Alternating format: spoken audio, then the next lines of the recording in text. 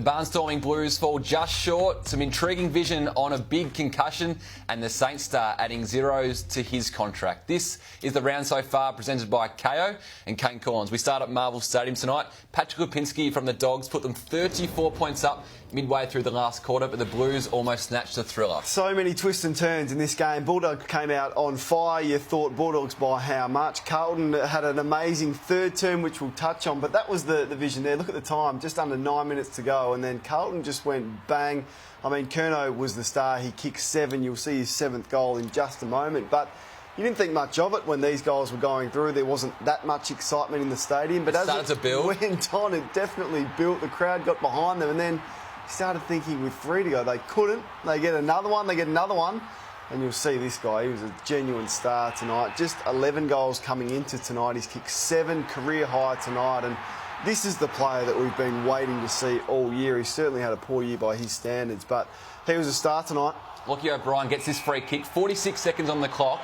They get the footy in possession on the outer wing. You think they had every chance to get it from here. No 50-metre penalty paid there. They surge it forward. The Blues fall just short. Yeah, just fell short. They just left too much to be done in the last quarter, I think. But they kicked 11 goals to 6 in the second half. And I think the one area Carlton be really disappointed with tonight, Bulldogs had control of possession for most of it, plus 72 in disposals tonight, but Carlton minus 15 in tackles. So that's a real concern, the lack of tackling and pressure they put on them. And just going through some names, Setterfield, Simpson, Curnow, Newman, Marchbank and McKay won, and then you've got Gibbons, Plowman, Wiedering and McGovern didn't lay a tackle tonight, so that's disappointing for Blues fans. First time since 2014 the Blues have kicked 100 points and lost, so that's something at least to take out of it. They've kicked 100 points, but haven't got the margin and the winning margin they wanted.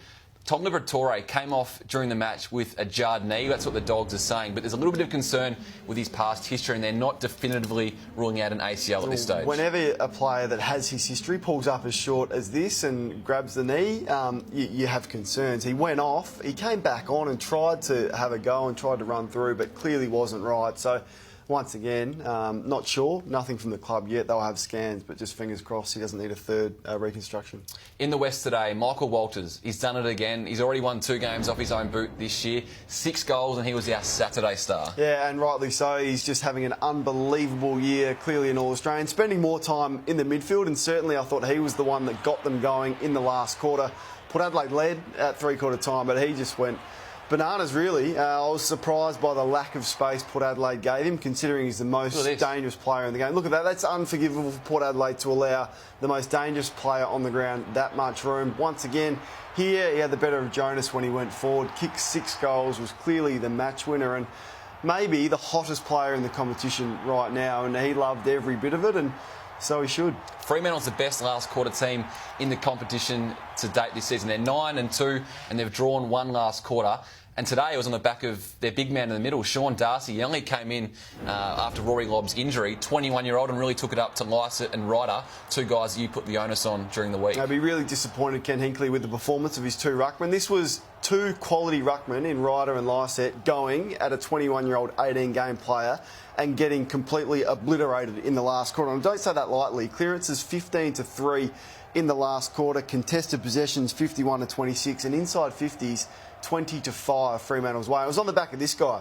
Stoppage, dominance, time in forward half. Port Adelaide had no answers for him, and if you're Paddy Ryder and Scott Lysett, they were outworked by a player of much less experience. So it was a good performance from the pick 38 from a couple of years ago. He wasn't getting a game up until only a month ago. Now, looking at the Dockers and the way they've got this result, they're 7-5 now, into 6 on the table, but there are a few incidents that caught your eye that you may not have enjoyed during this game. I just think you've got to be a little bit careful if you're Fremantle. I thought there was a bit of arrogance creeping into their game. This one from Fife. Now, Robbie Gray is a superstar. He is a fair player. Fife rubs his head. The kisses here from Walters. Yes, you had a great game, but I'm not sure you need to be blowing kisses to an opponent. This one I'm okay with, but it's an unusual celebration. Is he having a crack at Dursby here from Port Adelaide? I'm not sure. And then this one from Hogan, I think it's a bit unfair. Burton goes back pretty well, pretty courageously with the flight of the ball, wins a free kick, and then Hogan, here you'll see it, tells him that he had footsteps. You can mouth read him there. So Fremantle have achieved nothing. this side has achieved nothing. They haven't played finals since 2015. Their year, yes, they've been impressive the last 3 weeks, but they've got a long way to go in this season. You just be careful when that sort of arrogance starts creeping into your game. And it's not the easiest run home for the Dockers, mind you. Now, Tom Jonas, he's got plenty of courage, the power captain, but he went back with the fight today in this contest, got absolutely crunched by his teammate Tom Cleary, falls to the ground, and there's an intriguing set of circumstances that unfold from here. It is. We're going to pick it up from behind the goals. Here you can clearly see he's affected by that knock, stays down for some time. The medical team do the right thing. They get out there as quickly as they can. You can see Mark Fisher, the doctor in the red vest, just running from the right as he just gets to him before Jonas says, no, I'm right, and he brushes them off, Mitch, and then runs back to the goal square. It's bizarre. You don't often see this. Often, and more often than not, these players come straight from the ground in this situation. So he brushes them off, continues in this next set of play, and you can see here as he approaches the goal square, he does stagger a little bit towards that. He stayed on the ground for the duration of the match. The Docs went off the ground from this incident. They went to the side of the ground. They assessed and looked at the vision. They gave him the all clear. You can see Dr. Fisher there coming back on. But it's just bizarre to think that this was able to unfold and there was no medical, and he didn't come off for a concussion test. It is unusual that he wasn't taken off for a medical assessment. I can see it's tough for the docs and the physios. In play, everything's going around. You haven't had time to see the vision and see what we've seen. And you got a player who's the captain of the club brushing you off saying, I'm okay. So there's got to be some trust in your player there. And remember, Port Adelaide have been very cautious in this space with Brad Ebert, who's missed 5 weeks with concussion. So it's not something that they would be taken lightly, and I know Mark Fisher personally. So they would always try and do the right thing. In hindsight, I think looking at the vision, they would have loved to have got Tom Jonas off for a concussion test. And I spoke to the Power tonight. They did assess the vision between the doc going out the first and then the second time, so we have to back the doctor's judgment in on that one. The biggest talking point of the weekend was Ben Stratton's pinching on Orazio Fantasia. The update today is that Stratton's been sent to the tribunal for this. 8 or 9 bruises on the back of Fantasia's arm here, and you've been pretty strong. Yeah, I've been pretty strong, and I'm glad Michael Christian has done the right thing and sent it straight to the tribunal, because this warrants much more than a fine. So we'll deal with the pinching first. The fact that it was repeated, it wasn't a one-off offence. The umpires are aware of it. You can see Ray Chamberlain saying, stop the pinching there, or something similar. But it continued on. And he shouldn't be having a laugh about that, Ray. I mean, he should be warning him and say, do this again, and I'll report you. The goal umpire was also made aware of it by Fantasia, and it's happened multiple times. So if there's 7 or 8 bruises on his arm, it's probably happened 15 times for the game. It's a cowardly act from a captain of a club, and I hope that the MRO the match review panel come down really hard on him. Well, he's got one date at the tribunal. He's also going to have to front up for a second. This vision emerged today. He's stomping on the foot of Sean McKernan. You can see McKernan brush Stratton's foot initially, then Stratton takes it into his his own hands to do the same back, but a little bit more forcefully. Yeah, and you probably think this one's worse than the pinching. I mean, the potential to cause harm with that. Stomping, there is an offence in the book for that, so he's going to have to face that as well. And then this one is just for the bird that he gives the crowd here. He got a $1,000 fine for that. So just an awful night for a captain of a club. And how stupid on Friday night footy when there's one standalone game to be acting like that as a captain of a big club. So I said today that if the penalty's not sufficient, I'd love to see Hawthorn strip him of the captaincy for a week and take matters into their own hands, because can't imagine Alistair Clarkson as competitive and as much as he wants to win, condoning that actions. And I've seen a lot of commentary from Hawthorn fans who are equally as disgusted as what I am. I reckon he might cop a week for the stomp. We'll see how that unfolds on Tuesday. Now, these things usually take a life of their own on social media. And Mel Horsey, there's been a few big names weigh in and have their say. Yeah, you're not wrong. Plenty of people have been fired up about this one, including a few big names. We'll start with Dave Hughes. Now, he has absolutely teed off on Ben Stratton.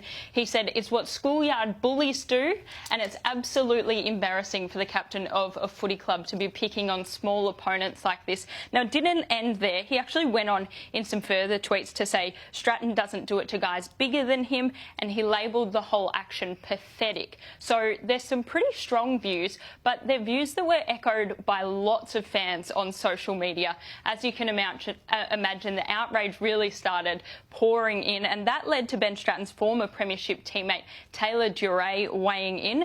Now, the current Bulldogs said it appears the most appropriate punishment is the death penalty befitting for such a heinous crime. So obviously, you know, taking the mickey out of it a little bit, but boys, he's got a fair point. The outrage levels on this, obviously not condoning the act at all, but there were all sorts of things thrown up in response to this one.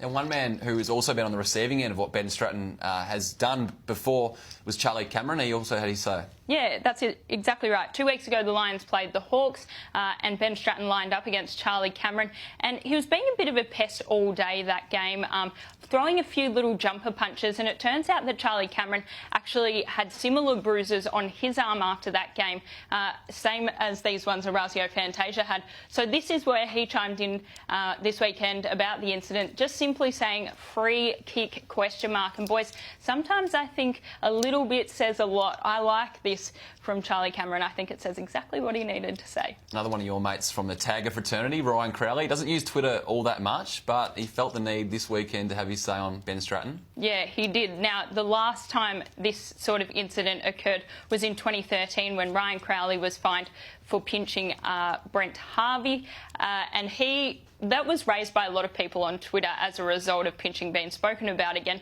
Now, he still denies that he ever actually pinched Brent Harvey. However, he was, as I said, fined for it. Now, the second half of this tweet is what I really liked. He said, I'm sure Strats won't like the look of that and when he sees it back on replay, but he can't see it happening again. So, boys, just a really interesting one. As we said off the top, everyone was talking about this. Certainly extraordinary levels of outrage. And I guess we wait and see what the match review officer dishes up. You pinched before? No. Never been pinched. Never pinched. Okay. All right. Pretty low act, I would have thought. Let's see what the match review or the tribunal says on Tuesday. Back to more of the game. The Hawks did exactly what the Bombers wanted, and that was cough-up footy in their defensive half, and it led to a lot of freewheeling for the Bombers on the counter-attack. Yeah, it was unlike the Hawthorn teams of the past, having been so deadly by foot usually, but these are some of the turnovers that led to 9 goals to Essendon off Hawthorn turnovers on the night. I mean, a drop mark there from Impey's unfortunate leads to a Jake Stringer goal. In the goal square, they nearly mucked it up, but they got there in the end. But yeah, as I said, 9 goals, 6 directly from Hawthorn turnovers. So they just didn't use the ball like we know great Hawthorn teams of the past have. The Bombers also has good news today. Jake Stringer being cleared of serious damage on that leg fracture. As for the Hawks, there's no Jared Ruffhead in this side. Just on the Bombers, is this bad Hawks or good Bombers mostly? No, well, it's pressure from the Bombers. It's leading to these turnovers. You see that one there. This is a terrific goal here from Sada. It's one of the goals of the year. Turnover, takes his time, runs to 50 and then goes bang. What a player he is and what a recruiter he's been for the Bombers. That got the crowd going. So it's a mixture of both. It's the pressure from Essendon and one that the Hawthorn team didn't cope with. The Hawks got plenty of inside 50s. They left Mitchell Lewis out, he was dropped, and Jared Ruffhead's still in the VFL. Is it the right call with those guys? And you have to look at a few of these numbers. Their targets inside 50 just couldn't get it done. Yeah, they had enough inside 50s, +5 in inside 50s on the night, 55 to 50. And I think now, with finals off the agenda, you've got to go back to Mitchell Lewis, don't you? The 20-year-old forward who kicked 2 last week, and he's actually shown enough. So you just got to play him. And Sicily as well. Yeah, and Sicily as well has got to go back. Sicily's not a forward. He's their most consistent and brilliant defender. He's potential All-Australian. You've got to play him to his strengths, not playing forward where he had no impact in the first half. But Ruffhead, I can understand what they're doing. I'd love to see him come back for a farewell game and then probably part ways and give him a great send-off. We reported today on AFL.com.au. You might head to the Gold Coast Suns for an off-field role next season. We'll see how that eventuates. Up to Townsville now, the Saints. They looked all at sea for most parts of this game, but they came back strong. And a few of their big forwards getting on the end of a few. Yeah, thank goodness for this. They were 31 points down at one stage in the game. They are 6-6 now on the ladder, so still in a reasonable position considering where we probably all had them at the start of the year. But not a lot to love about this game, probably apart from this man who had a great game. But yeah, there's still some real concerns for Alan Richardson, how they can go up there against a side that's won 3 games for the year and let them have that start on them. I reckon one Saint who's maybe flying under the radar a little bit is Jack Billings. He's gone from 22 disposals to 26 a game. He's having a fantastic year. So much said and written about him as that top 3 pick, but he's really living up to the hype now. He's still out of contract, so it's a good time to be playing as good a footy as he is when you're looking for a new deal. No, good for him and concerning for St Kilda. I mean, they can't afford to lose their most skillful and brilliant player. Probably don't have a lot of stars in that side, so they can't afford to lose him. back to Thursday night. Still no David Asprey, and we know Alex Rance is out of that Richmond defence. The Crows forwards feasted on this Richmond backline.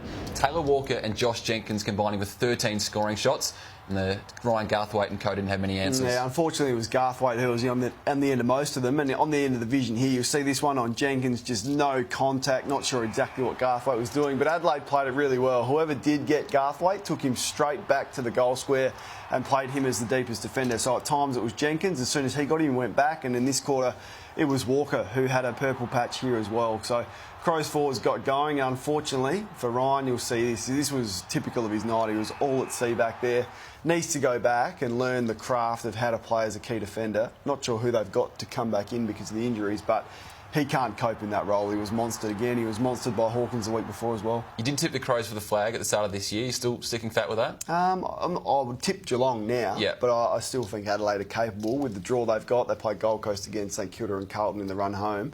Massive game after the bye for them. They played Geelong in Geelong. I think they make top 4 from here. Okay, Crows fans might want to watch that back on KO. KO lets you stream up to 50 live sports, including every match of every round of the Toyota AFL Premiership season. You can stream Sunday's match between North Melbourne and the Giants, or you can catch up on your team's match even if you missed it, as KO gives you the option of watching matches on demand when it suits you. Plus, you can enjoy all the action from over 50 other sports, including every match and every ball of the Cricket World Cup, live and ad break free during play. Plus, the US Open Golf is up and about at the moment. Don't forget, search KO to start your 14-day free trial now. That Giants-North Melbourne game down in Hobart tomorrow shapes a pretty interesting one. Reece Shaw gets his another chance to prove the doubters wrong, but the Giants get Toby Green back. Yeah, and the Giants have a chance to respond after last week and getting knocked off in a pretty solid performance from Adelaide. So they'd be disappointed. Usually they bounce back well, but North, still a sneaky chance for the 8 if they can get going. One more thing, this caught our eye during Thursday night's game. Josh Jenkins on the cart with a knee injury. Luckily, he's been cleared of any serious damage. Taylor Walker drops a little bit of rubbish, and it takes a Richmond Premiership player to pick up and deal with it. Yeah, it's pretty good from Broad here, isn't it? He just notices the rubbish and picks it up. I think it's good standards and shows the leadership qualities at Richmond. I did love the fact that Richmond, pretty much every single player to a man, got over to Josh Jenkins and wished him well. And it's great to see him being cleared, and he'll be back in hopefully 4 or 5 weeks. Yep. Thanks for that, Kane. No, pleasure. Thanks, Mel Horsey. Always a pleasure. We'll see you same time, same place, right here on The Round So Far next week.